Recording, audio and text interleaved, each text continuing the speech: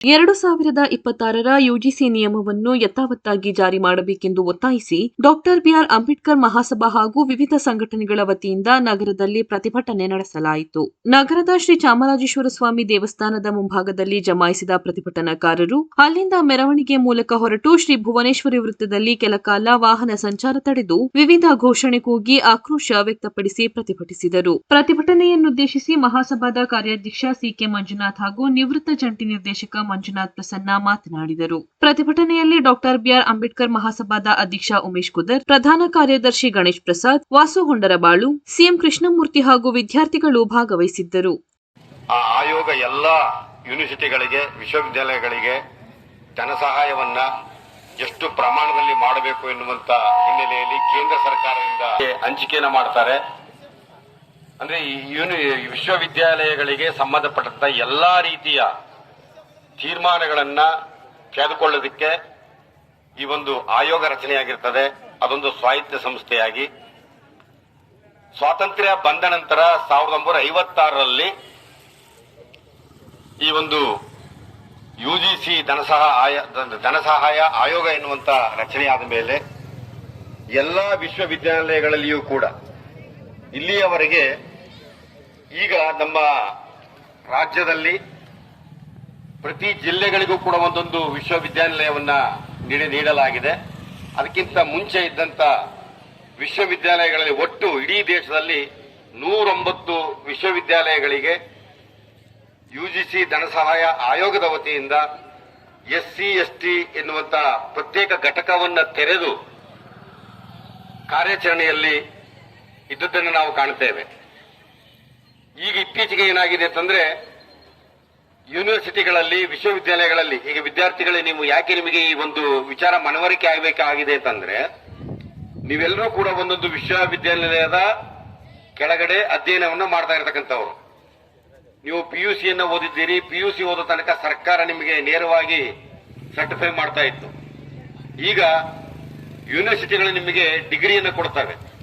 ಆ ಒಂದು ಹಿನ್ನೆಲೆಯಲ್ಲಿ ಯಾಕೆ ಈ ಒಂದು ಆಯೋಗ ಹೊಸದಾಗಿ 2026 ಜನವರಿ 13ರಂದು ಈ ಹೊಸ ಕಾಯ್ದೆಯನ್ನ ಜಾರಿಗೆ ತಂದಿದೆ ಎನ್ನುವಂತ ಒಂದು ವಿಚಾರವನ್ನ ಮುಂದಿಟ್ಟುಕೊಂಡು ಇವತ್ತು ನಾವು ಮಾತನಾಡ್ತಕ್ಕಂಥದ್ದು ಏನು ಅಂತಂದ್ರೆ, ಈಗಾಗಲೇ ಸಿಎಂ ಕೃಷ್ಣಮೂರ್ತಿ ಅವರು ಮಾತನಾಡ್ತಾ ಹೇಳಿದ್ರು, ಇವತ್ತು ಸಮಾಜದಲ್ಲಿ ಹೇಗೆ ಉಳ್ಳವರು ಅಥವಾ ಶೋಷಕರು, ಶೋಷಿತರು ಅಂತ ಇದ್ದಾರೆ.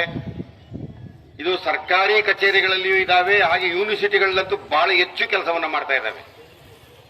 ಶೋಷಕ ವರ್ಗ ಎಲ್ಲಿಯೂ ಕೂಡ ತಮ್ಮ ಚಾಳಿಯನ್ನ ಬಿಟ್ಟುಕೊಟ್ಟಿಲ್ಲ. ಶೋಷಿತರನ್ನ ಶೋಷಣೆ ಮಾಡ್ತಾನೇ ಇದ್ದಾರೆ. ಅಂದ್ರೆ ಇವತ್ತು ಮೊದಲು ಎಸ್ಸಿ ಎಸ್ಟಿ ವರ್ಗಕ್ಕೆ ಮಾತ್ರ ಸೀಮಿತವಾಗಿದ್ದಂತ ಆಯೋಗದ ಕಾಯ್ದೆಗಳು ಇವತ್ತು ಒಬಿಸಿ ನೆಲೆಯಲ್ಲಿ ಈ ಕಾಯ್ದೆಗಳು ಜಾರಿ ಆಗ್ತಾ ಇದ್ದಾವೆ. ಒಬಿಸಿ ವಿದ್ಯಾರ್ಥಿಗಳಿಗೂ ಕೂಡ ಅನ್ಯಾಯ ಆಗ್ತಾ ಇದೆ. 2016ರಲ್ಲಿ ಹೈದರಾಬಾದ್ ಯೂನಿವರ್ಸಿಟಿನಲ್ಲಿ ರೋಹಿತ್ ವೇಮುಲಾ ಎಂತಕ್ಕಂಥ ವಿದ್ಯಾರ್ಥಿ ಸೂಸೈಡ್ ಮಾಡ್ಕೊಳ್ತಾರೆ.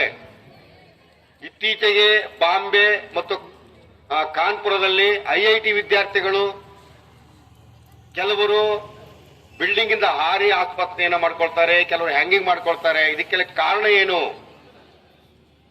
ಇದು ಶೋಷಕ ವರ್ಗ ಅವರನ್ನ ನಡೆಸ್ತಾ ಇರ್ತಕ್ಕಂಥ ರೀತಿಯಿಂದಾಗಿ ಬೇಸತ್ತು ಆ ವಿದ್ಯಾರ್ಥಿ ನಾಯಕರುಗಳು ಅವರ ಮೇಲಾಗಿ ಅವರು ಸೂಸೈಡ್ ಮಾಡ್ಕೊಳ್ತಾ ಇದ್ದಾರೆ.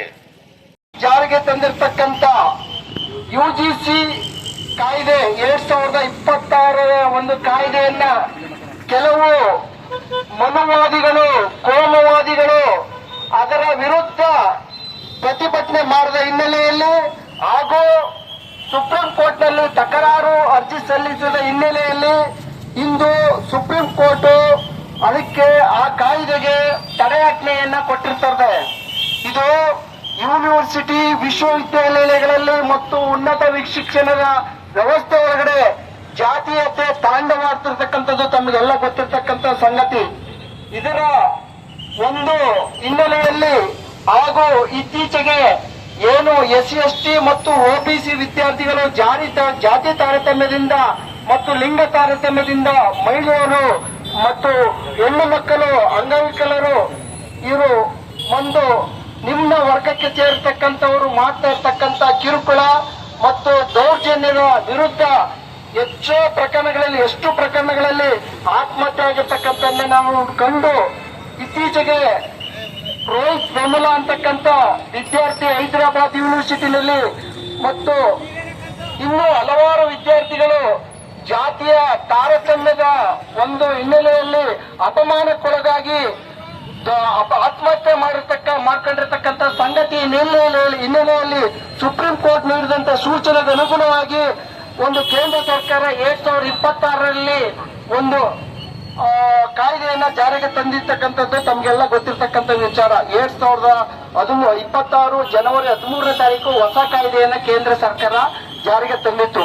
ಯಾವುದೇ ರೀತಿಯಲ್ಲಿ ಉನ್ನತ ವಿದ್ಯಾಭ್ಯಾಸದಲ್ಲಿ ಜಾತಿ ತಾರತಮ್ಯಗಳು ನಡೆಯಬಾರದು, ಸಮಾನವಾಗಿ ಎಲ್ಲರಿಗೂ ವಿದ್ಯಾಭ್ಯಾಸವನ್ನು ಮಾಡತಕ್ಕಂತ ಒಂದು ವಾತಾವರಣವನ್ನು ನಿರ್ಮಾಣ ಮಾಡಬೇಕು ಅಂತಕ್ಕಂಥ ಉದ್ದೇಶವನ್ನು ಇಟ್ಕೊಂಡು ಒಂದು ಹೊಸ ಕಾಯ್ದೆಯನ್ನ ಜಾರಿಗೆ ತಂದದನ್ನ ಕೆಲವು ಸಹಿತಂತ ಮನುವಾದಿಗಳು, ಕೋಮುವಾದಿಗಳು ಅದನ್ನ ಸುಪ್ರೀಂ ಕೋರ್ಟ್ ನಲ್ಲಿ ತಕರಾರು ಅರ್ಜಿ ಸಲ್ಲಿಸಿ ಈ ಒಂದು ಕಾನೂನಿಗೆ ತಡೆಯಾಜ್ಞೆಯನ್ನು ತಂದಿರತಕ್ಕಂಥ ಹಿನ್ನೆಲೆಯಲ್ಲಿ ಇದನ್ನ ಕೇಂದ್ರ ಸರ್ಕಾರ ತತ್ಕ್ಷಣದಿಂದ ಸುಪ್ರೀಂ ಕೋರ್ಟ್ಗೆ ಮನವರಿಕೆ ಮಾಡಿಕೊಟ್ಟು ಆ ಕಾಯ್ದೆಯನ್ನ ತಡೆಯಾಜ್ಞೆಯನ್ನು ತೆರವುಗೊಳಿಸಿ ಕಾಯ್ದೆಯನ್ನ ಯಥಾವತ್ತವಾಗಿ ಜಾರಿಗೆ ತರಬೇಕು ಅಂತಕ್ಕಂಥ ಒತ್ತಾಯವನ್ನು ಮಾಡ್ತಾ ಈ ಒಂದು ಪ್ರತಿಭಟನೆಯನ್ನ ಡಾಕ್ಟರ್ ಬಿ ಆರ್ ಅಂಬೇಡ್ಕರ್ ಮಹಾಸಭಾದ ವತಿಯಿಂದ ಹಾಗೂ ಹಿಂದೂ ಸಂಘಟನೆಗಳ ವತಿಯಿಂದ ಹಾಗೂ ಹೆಚ್ಚಿನ ವಿದ್ಯಾರ್ಥಿಗಳ ಸಮೂಹದ